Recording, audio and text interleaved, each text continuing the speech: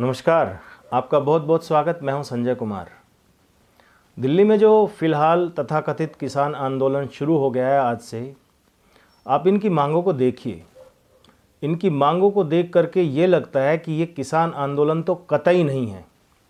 ये आंदोलन की जो डिमांड्स हैं उनको देख करके साफ लगता है कि इस तरह की मांगें रखी गई हैं जिनको सरकार सिरे से खारिज कर देगी, क्योंकि वो जो मांगे हैं वो जायज़ कहीं से दिखाई नहीं दे रही है।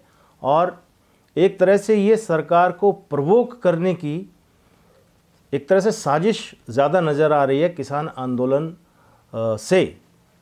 कैसे इनकी जो डिमांड्स हैं एक एक करके हम आज डिस्कस करेंगे और ये क्लियर हो जाएगा कि इनकी जो मांगे हैं वो कहाँ तक जायज़ है, कहाँ तक नाजायज़ हैं, ये आंदोलन कितना सही है, कितना गलत है, ये फैसला आप लोग कर सकते हैं। जो इनकी मांगे हैं उन पर जिक्र करने से पहले आइए बात करते हैं भगवंत मान के बारे में।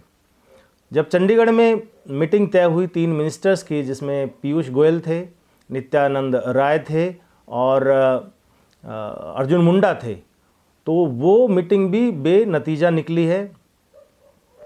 भगवंत मान का उसके बाद ट्वीट देखिए, क्या कह रहे हैं भगवंत मान।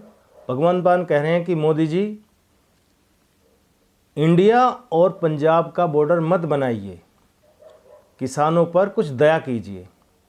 भगवंत मान से कोई पूछे कि ये जो लैंग्वेज आप यूज़ कर रहे हैं, क्या पंजाब कोई अलग देश है जिसको लेकर के आप इस तरह की टिप्पणी कर रहे हैं, इस तरह का ट्वीट कर रहे हैं। बॉर्डर क्या इंडिया और पंजाब कोई बॉर्डर होता है? आप तो ऐसे बात कर रहे हैं जैसे 2 देशों के बॉर्डर की आप बात कर रहे हो। ये जो भाषा है ये खालिस्तानियों की हो सकती है, लेकिन ये कहीं से भी नहीं लगता कि एक इलेक्टेड सीएम की भाषा ये हो सकती है। आप ही सोच करके बताइए कि क्या इस तरह का ट्वीट जब आप देखेंगे कि इंडिया और पंजाब का बॉर्डर मत बनाइए मोदी जी, कोई तुक है इस बात का? आप ये कहते कि दिल्ली या पंजाब का बॉर्डर मत बनाइए, समझ में आती है बात, लेकिन इंडिया और पंजाब का बॉर्डर समझ से परे है। इनकी जो मांग है तथाकथित किसान आंदोलन की, सबसे पहली जो मांग है वो है एमएसपी की गारंटी की। स्वामीनाथन आयोग की जो सिफारिशें हैं वो लागू करने की और एमएसपी की गारंटी की। सभी फसलों पर किसान हैं उनको एमएसपी की गारंटी चाहिए। उनके लिए सुनने में बड़ा अच्छा लगता है, लेकिन असल खेल तब शुरू होता है जब इसमें एंट्री होती है आड़तियों की, मिडल मैन की। ये आड़ती जो हैं यही इन किसानों की इस मजबूरी के असली गुनहगार हैं।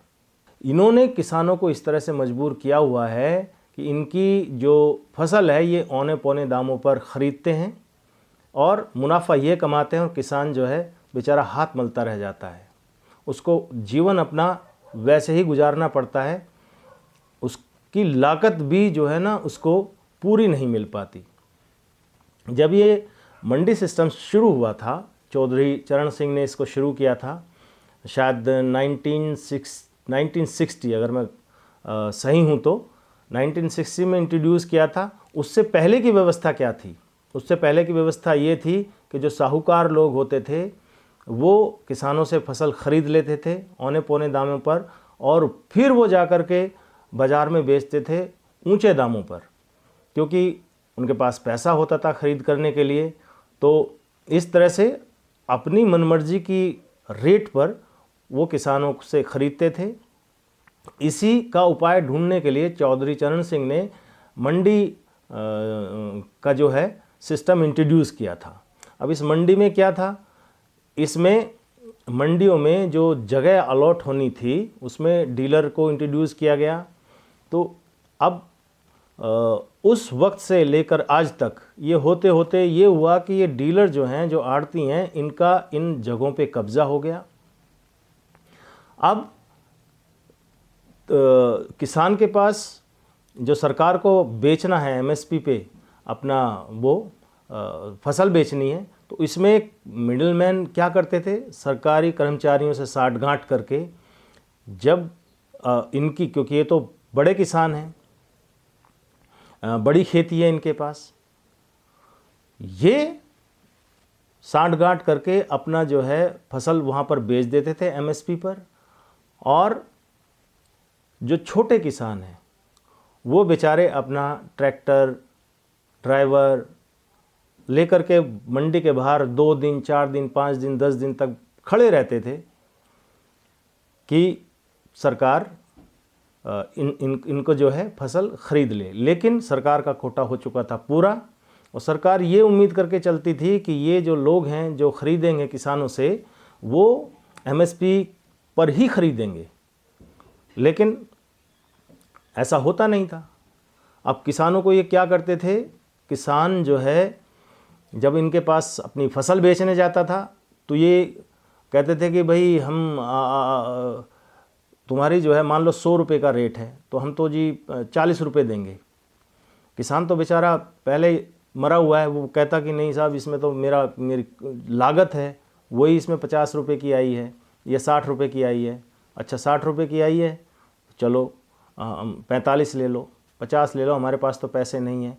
मतलब मजबूर करते थे किसान को इनके ही रेट पर खरीदने के लिए।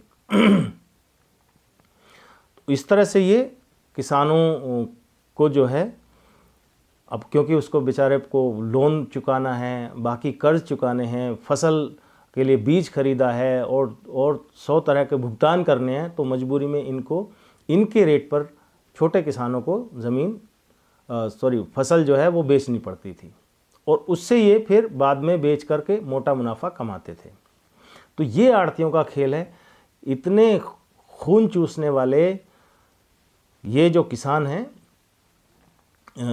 इन्होंने किसान मतलब इनको कह नहीं सकते, आड़ती, मिडलमैन, मीडियरी, जो भी आप इसको कहिए, ये होते थे, और किसानों की बदहाली के असली जिम्मेदार दरअसल यही हैं। जो भी गाड़ियां दिल्ली में आई हैं, ट्रैक्टर आए हैं, सरकार को चाहिए कि उनके नंबर नोट करे, उनको जांचे कि ये लोग है कौन, इनकी प्रॉपर्टी क्या है। इसमें ज़रूर कोई बड़ा खेल मिलेगा। इसमें शायद खेल ये भी निकल करके आए कि ये जो है पॉलिटिकल पार्टीज से फंड लेकर के धरने पर बैठे हुए हों, प्रदर्शन कर रहे हों, क्योंकि मोदी को लॉजिकली जो है वो हटाने का कोई उपाय इनको लग नहीं रहा। चुनाव सामने है, तो इलॉजिकल वे से ये लोग उतर आए हैं। मोदी बचाओ का जो ये नारा दे रहे हैं, मोदी हटाओ देश बचाओ, मोदी हटाओ देश बचाओ, तो ठीक है, मोदी हटा दें, तो आपके पास विकल्प क्या है? या तो हमें विकल्प बताएं, तब तो जनता सोचे भी कि चलिए मोदी का विकल्प ये है, इस पर अपन विचार करते हैं। विकल्प आप देंगे नहीं, बस मोदी हटाइए, कैसे भी हटाइए, मोदी हटाइए। और देश बचाओ, देश तो पहले भी यहीं था, आज भी यहीं है, आगे भी रहेगा।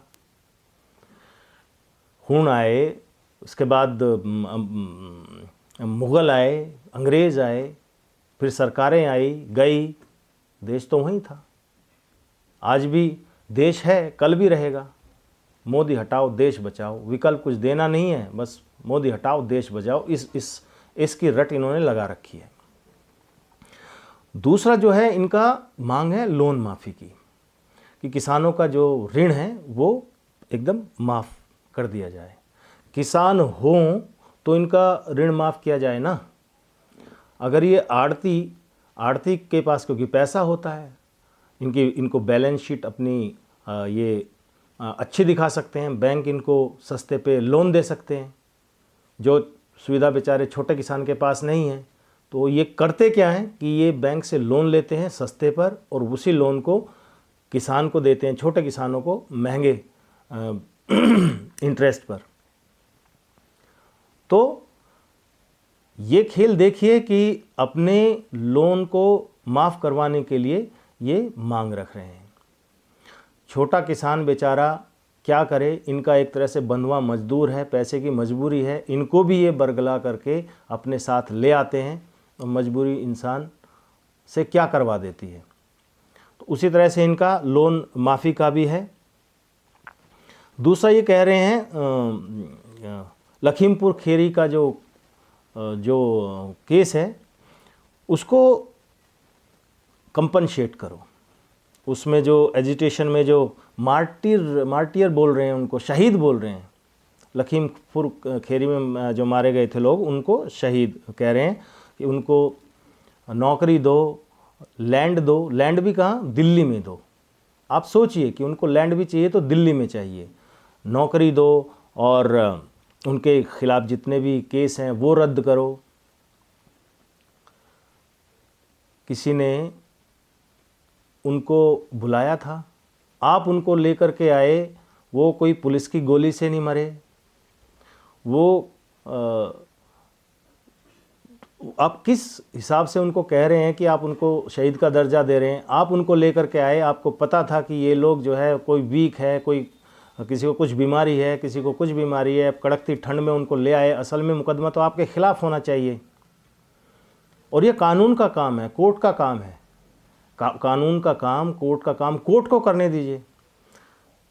कोर्ट का काम अगर कोर्ट को करने दिया जाए तो जो अपराधी हैं उनको कोर्ट देखेगा, अपने आप सज़ा देगा। क्या आप ये चाहते हैं कि अपराधियों को जो है सज़ा ना दी जाए? आपने जो रोड ब्लॉक करके रखा, उसकी वजह से जो लोगों को आने जाने की परेशानी हुई, लोगों को अपना जीवन उनका संकट में आ गया, उनकी रोजी रोटी सामने आ गई। रोड ब्लॉक्स करने की वजह से जो एम्बुलेंस रास्ते में अटक गई, हॉस्पिटल्स तक नहीं जा पाई, मरीज़ कितनों ने दम तोड़ दिया होगा। असली गुनहगार तो आप हैं उनके। तो क्यों ना आपके खिलाफ जो तथाकथित किसान हैं जिन्होंने उनको मजबूर किया, उनके खिलाफ मुकदमा करना चाहिए। लेकिन आप उल्टा कह रहे हैं कि नहीं, इसमें जो शहीद हुए उनको आप मुआवजा दो, लैंड दो, नौकरी दो, कंपनसेट करो। कोई तुक है इस बात का? ये भी मांग अजीब सी है और संशय पैदा करती है। दूसरा ये कह रहे हैं कि किसानों का जो पोल्यूशन कानून है उसको बाहर रखो।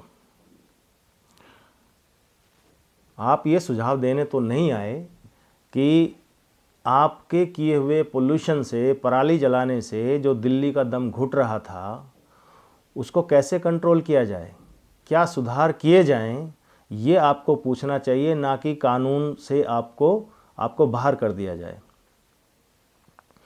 केजरीवाल पहले कह रहे थे कि दिल्ली का जो दम घुट रहा है वो पंजाब में जलाई हुई पराली से जल रहा है, क्योंकि केजरीवाल साहब की तो आदत है अपने ऊपर तो कोई रेस्पॉन्सिबिलिटी लेनी नहीं है। उन्होंने विभाग नहीं लिया, रेस्पॉन्सिबिलिटी तो तब लेंगे, कहने को सीएम है दिल्ली के, लेकिन अपनी जिम्मेदारी दूसरों पर टालना हो तो कोई उनसे सीखे। उन्होंने कहा कि पंजाब का धुआं आ रहा है दिल्ली में, इस वजह से पोल्यूशन है। जब पंजाब में अपनी सरकार बन गई तो वो पोल्यूशन फिर हरियाणा से आने लगा, वहाँ भी दाल नहीं गली तो फिर कहने लगे कि ये जो अंगीठी जला रहे हैं लोग उससे होने लगा।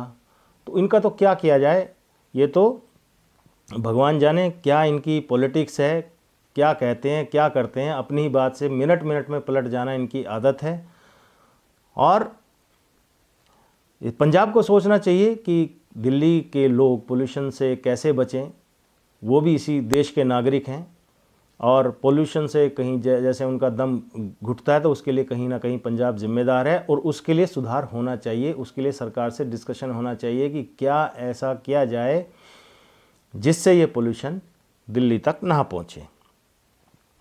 दूसरा कह रहे हैं कि एग्रीकल्चर जो प्रोडक्ट हैं, मिल प्रोडक्ट हैं, फ्रूट्स हैं, वेजिटेबल्स हैं, मीट है, इस पर इंपोर्ट जो है वो ड्यूटी आप जो है कम करने के लिए भत्ता बढ़ाइए।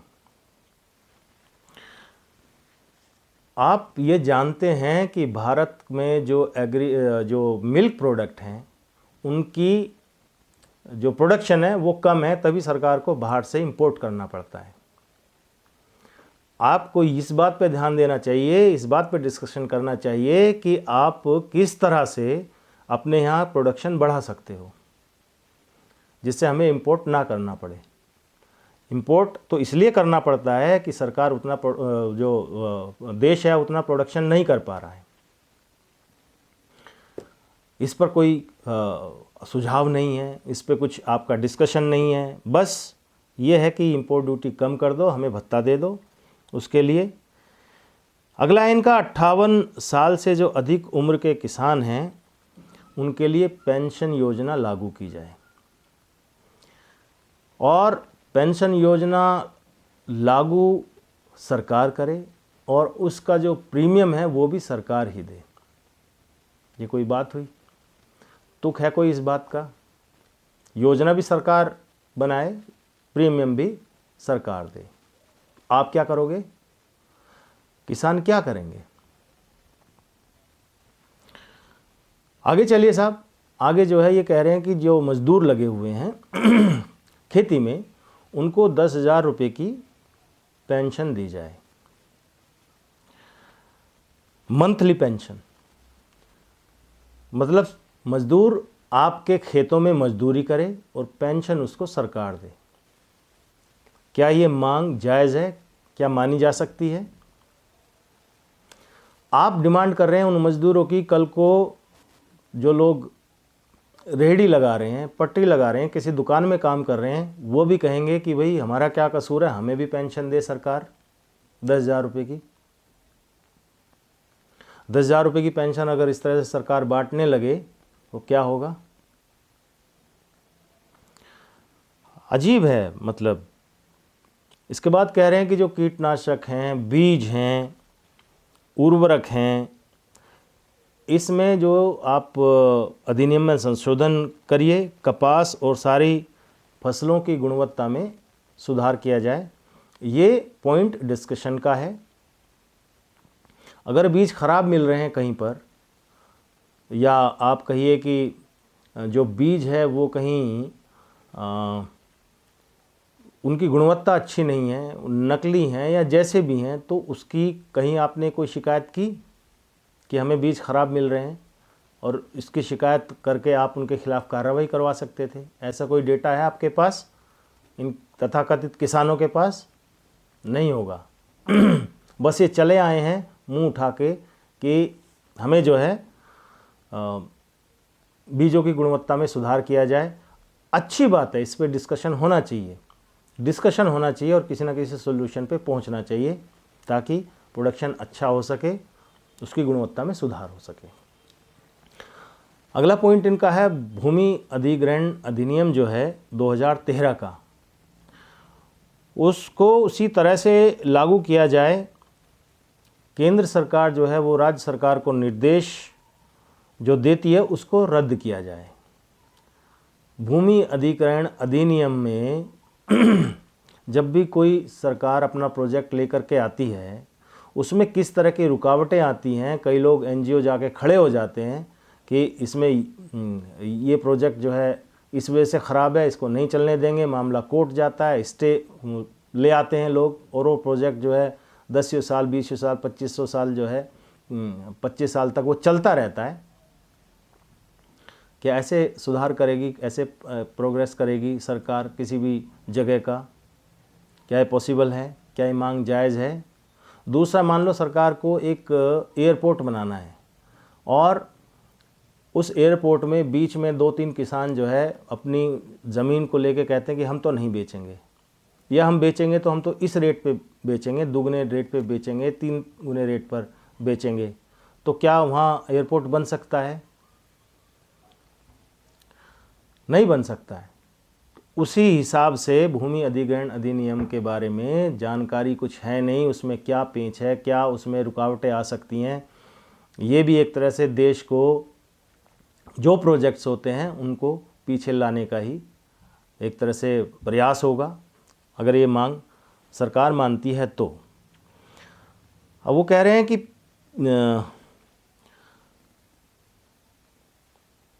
ये तो WTO से बाहर करो, WTO से बाहर करो। बाकी जो सेक्टर हैं, IPO हैं, ये बस आप ही आप हो, बाकी और सेक्टर नहीं है।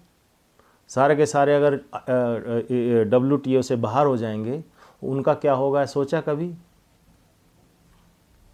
उस पर कोई नहीं। वो मांग ही ऐसी है, मतलब क्या कहें, सर बेसर पैर की बातें हैं। आगे कहते हैं कि 200 दिन मनरेगा के तहत मज़दूरों को काम दीजिए, साल में 200 दिन, और वो भी 700 रुपये दिहाड़ी। अगर मज़दूर 700 रुपये दिहाड़ी रोज़ पाने लगेंगे तो एक तो ये है कि उसमें एक करप्शन का एक रास्ता अपने आप खुल जाता है। दूसरी बात, 700 रुपये अगर उनको दिहाड़ी मिलने लगेगी तो वो कोई और काम क्यों करेंगे? बाकी जो प्राइवेट सेक्टर्स हैं वो क्या करेंगे? उनके पास मज़दूर कहाँ से आएंगे? वो क्या आप प्राइवेट सेक्टर को बर्बाद कर देना चाहते हैं? कहाँ से लाएंगे वो मज़दूर? सभी लोग अगर मनरेगा में 700 रुपये दिहाड़ी मिनिमम जो वेजेस है उनको 200 दिन का अगर मिल जाएगा तो मज़दूरों की दिक्कत हो जाएगी। तो लॉ एंड ऑर्डर मेंटेन करने के लिए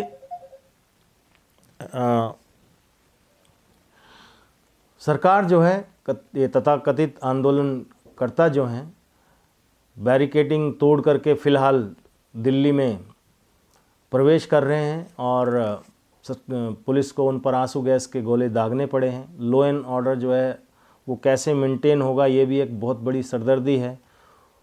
कुल मिलाकर के ये जितने भी इनकी मांगे हैं वो कहीं से भी ऐसी नहीं है जिनको जायज़ मांगे कह सकते हैं और सरकार इन पर विचार कर सकती है। सरकार विचार नहीं कर सकती, सरकार इन मांगों को पूरा नहीं कर सकती, तो ये लंबा बैठने के लिए आए हैं और किसी तरह से भी ये इस फिराक में हैं कि सरकार जो है मजबूर होकर कोई बल प्रयोग करे ताकि इनको मौका मिल जाए कि ये सरकार को घेर सकें और उसको किसान विरोधी साबित कर सकें। उधर 17 फरवरी को केजरीवाल की भी पेशी है कोर्ट में। ये भी एक बड़ा खेल हो सकता है कि उसके बहाने जैसी उनकी गिरफ्तारी हो तो यहाँ से ये तथाकथित किसान सड़कों पर उतर आएँ, हो हल्ला करें, हंगामा करें। ये भी एक पॉसिबिलिटीज़ है। मतलब फ्रस्ट्रेशन में ये इतना ज़्यादा आगे निकल चुके हैं, इतने डेस्परेट हो चुके हैं कि इनको अब किसी तरह से भी ये सरकार बर्दाश्त नहीं हो रही है और उसको गिराने के लिए ये किसी भी हद तक जा सकते हैं। ऐसी भी संभावनाएं जताई जा रही हैं कि बेशक सरकार की तरफ से गोली ना चले तो ये, क्योंकि इसमें आतंकवादियों की एंट्री बताई जा रही है, हो गई है, खालिस्तानियों की हो गई है, या और भी अराजक तत्व हैं इसमें आ गए हैं, तो उनका इस्तेमाल करके ये हो सकता है खुद ही 2-4 लोगों को गोली मरवा दें और उनकी लाशों पर बैठ करके ये राजनीति करें और सरकार का घेराव करें। स्थिति बड़ी चिंताजनक है। ये वक्त ऐसा है कि इसमें सरकार के अब किसान आंदोलन से निपटे कि अपना चुनाव पे फोकस करें। ये सरकार के लिए एक संकट की स्थिति है। जितनी बार इनकी मीटिंग हो रही है, जैसे पिछली बार बेनतीजा रही थी, ये अड़े रहे कि ये APMC कानून है बस रद्द करो, इसके अलावा हम कोई बात करेंगे नहीं। लेकिन अब की बार जो ये मांगे लेकर के आए हैं, ये कितनी सही है कितनी गलत है ये फैसला आप ही कीजिए। अभी जो किसान आंदोलन को जैसे इनका मूवमेंट चल रहा है उसके हिसाब से तो यही लग रहा है कि ये सरकार को किसी भी तरह से उस लेवल पर ले आना चाहते हैं जहां सरकार पलट कर कोई ना कोई बल प्रयोग करे और उसमें किसी जान माल की हानि हो और उसको एक मुद्दा बना सकें।